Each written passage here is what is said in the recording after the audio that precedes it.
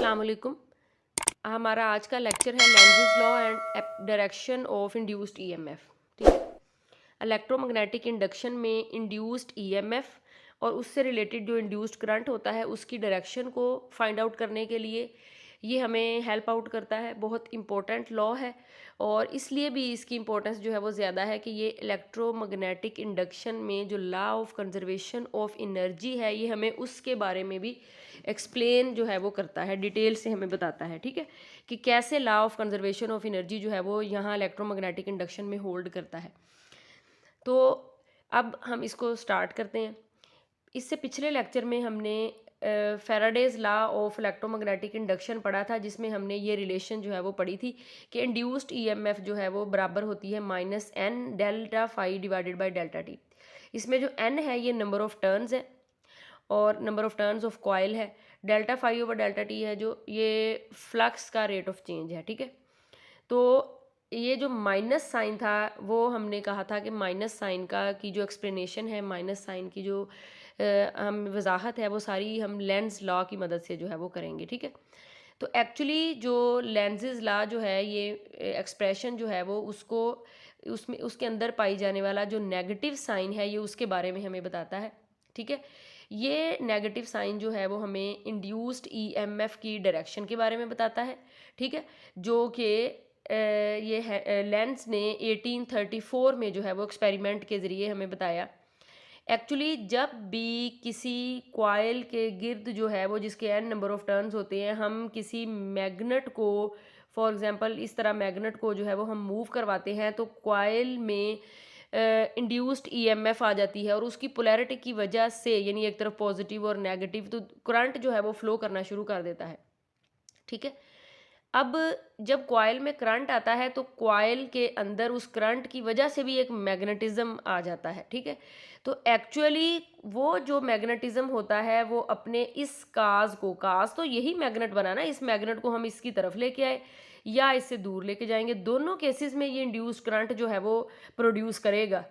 तो एक्चुअली वो जो इंड्यूस्ड करंट होता है वो अपने काज को अपोज करता है। ठीक है, तो ये है बेसिक जो है वो इसका कंसेप्ट और हमने ये देखना है कि ये अपने काज को कैसे अपोज करता है और इसका क्या मतलब है। ठीक है, तो चलिए सबसे पहले हम इसको डिफाइन करते हैं। The direction of the induced current is always so as to oppose the change which cause the current. ठीक है, यानी अब डायरेक्शन क्लॉकवाइज होगी कॉइल में करंट की या एंटी क्लॉकवाइज होगी, तो वो हमें उससे किस तरह से पता चलेगा, उससे हमें ये अंदाज़ा लगाना है, क्योंकि वो अपने काज को जो है वो अपोज करता है। काज क्या है? मैग्नेट की मूवमेंट टूवर्ड द कॉइल और मैग्नेट की movement away from the coil. ठीक है, तो ये वाला जो है ये यानी इसकी होगी प्रॉपर डेफिनेशन। अब हम नेक्स्ट एक्सपेरिमेंट के ज़रिए जो है वो इसको मज़ीद समझने की कोशिश करते हैं कि ये किस तरह से अपने काज को जो है वो इंड्यूस्ड करंट अपने काज को अपोज करता है। ठीक है, तो यहाँ पे आपने इसको थोड़ा गौर से समझना है, राइट हैंड रूल का इस्तेमाल भी, ठीक है, साथ साथ आपको पता होना चाहिए।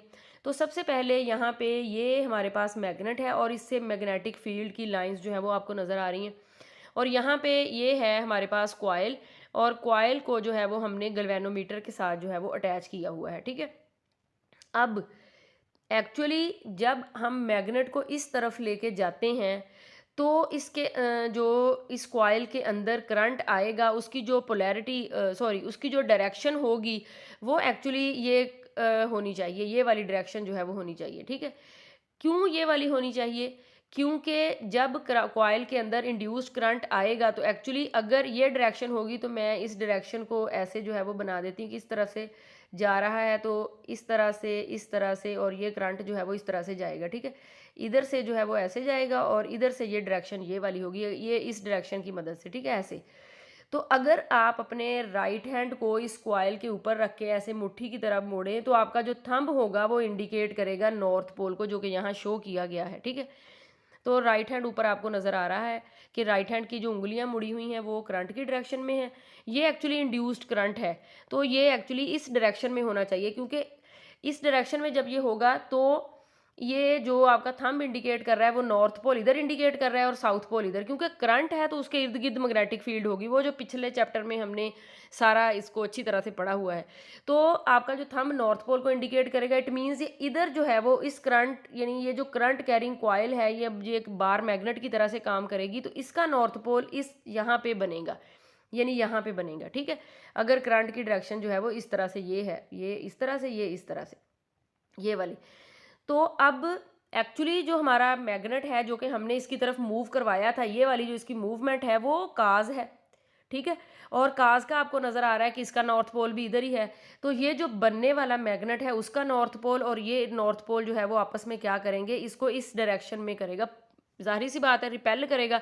तो हमारा काज जो था वो क्या था, वो इस डायरेक्शन में था, यानी जो हमारा जो मैग्नेट की मूवमेंट थी वो टूवर्ड द कॉइल थी, ठीक है।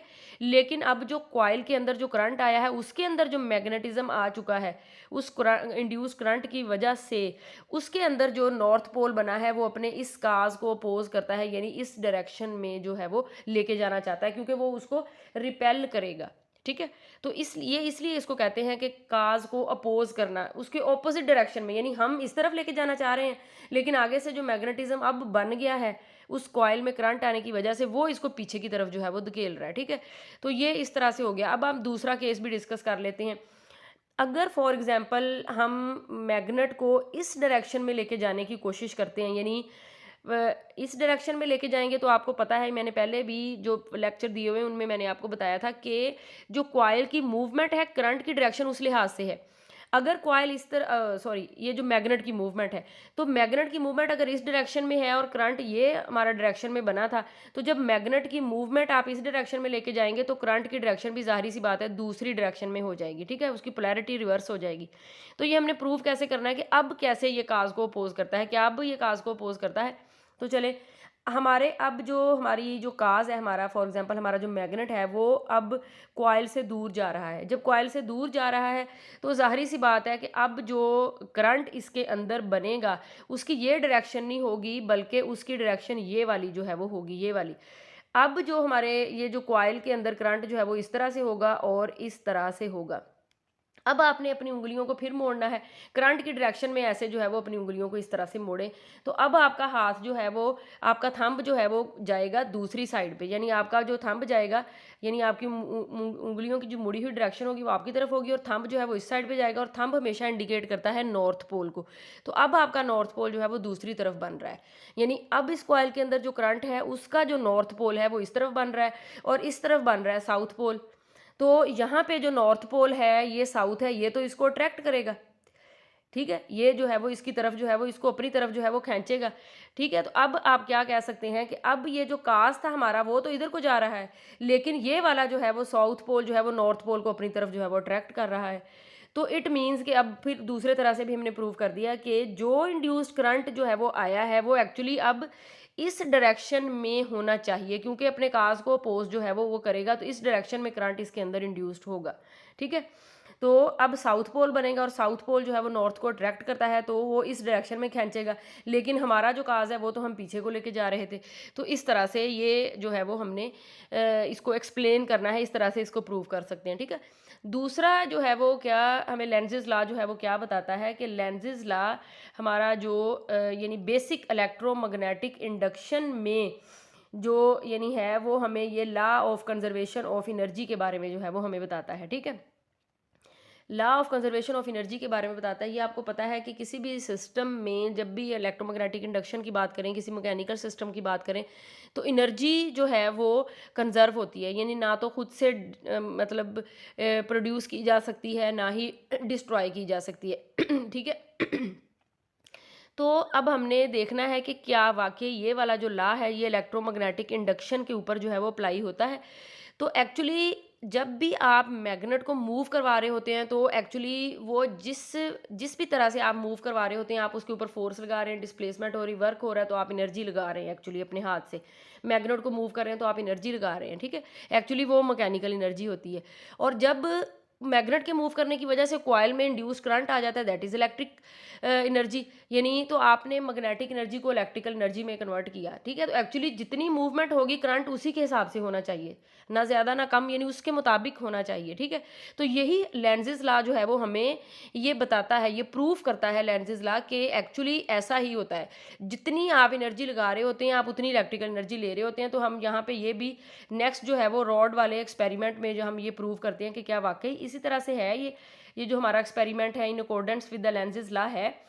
तो ये वाला जो एक्सपेरिमेंट है ये पहले मोशनल ईएमएफ में हमने डिस्कस किया हुआ है कि हमारे पास मैग्नेटिक फील्ड है जो कि इन टू द पेपर है, ठीक है। अब क्योंकि राइट हैंड यहाँ पे ज़रूरी है, राइट हैंड का इस्तेमाल आपको आना चाहिए किसी भी फोर्स की डायरेक्शन को मालूम करने के लिए, तो आपको ज़रूरी है, तो इसके लिए डायरेक्शन जो है वो समझनी बहुत ज़रूरी है। तो यहाँ पे बी की जो डायरेक्शन है वो इनटू द पेपर है, यानी आपके पेपर के अंदर की तरफ है, ठीक है। और रॉड की जो डायरेक्शन है वो हम इस वेलोसिटी में मूव कर रही है, ठीक है। जब आपने रॉड को इस डायरेक्शन में मूव करवाया तो रॉड के अंदर जो है, यानी ये वाला जो लूप है, इसके अंदर जो करंट आया उसकी जो डायरेक्शन है वो ये है। ये हमने सारा पहले पढ़ा हुआ है, ठीक है। मोशनल ईएमएफ वाले लेक्चर में हमने सारा अच्छी तरह से डिस्कस किया हुआ है कि कैसे ईएमएफ यहाँ पे इंड्यूस होती है और कैसे करंट की डायरेक्शन जो है वो ये वाली बनती है, ठीक है, ठीक है।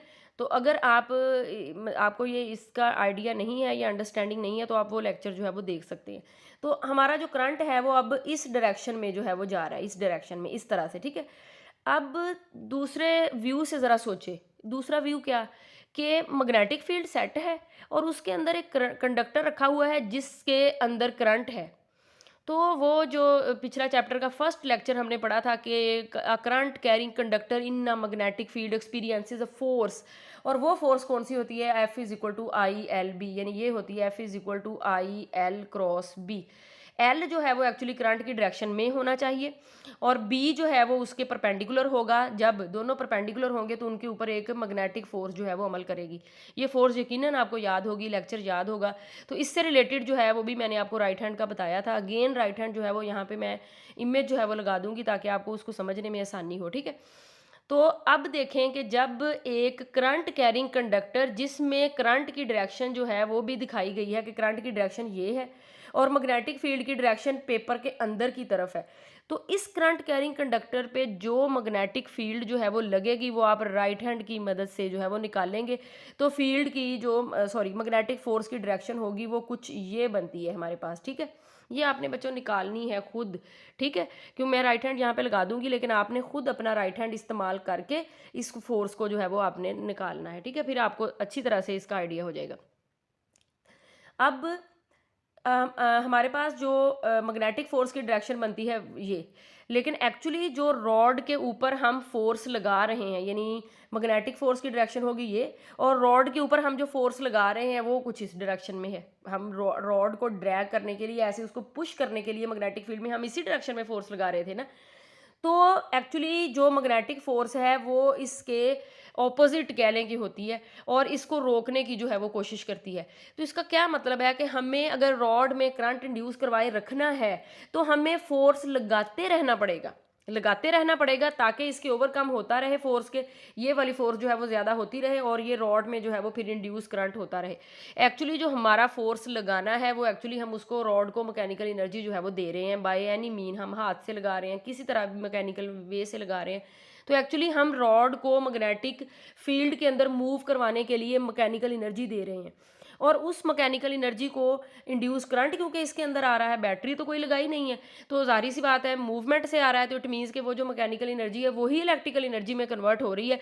तो एक्चुअली ये बिल्कुल यानी कंसेप्ट जो है वो क्लियर है कि ये वाली जो फोर्स है ये इसको रोकने की कोशिश करती है मैग्नेटिक फोर्स, और ये वाली जो फोर्स होती है ये रॉड को धकेलती है। तो फिर रॉड को अगर हमने नहीं रुकने देना तो हमें फोर्स लगाते रहना पड़ेगा, ठीक है। तो एक्चुअली यही है कि जो हमारा एनर्जी का जो सोर्स है, जो हम फोर्स लगा रहे हैं, जो एनर्जी का सोर्स है जो कि जिसकी वजह से इंड्यूस करंट आ रहा है, हमें उसको लगाते रहना पड़ेगा तभी इंड्यूस करंट जो है वो आएगा, ठीक है।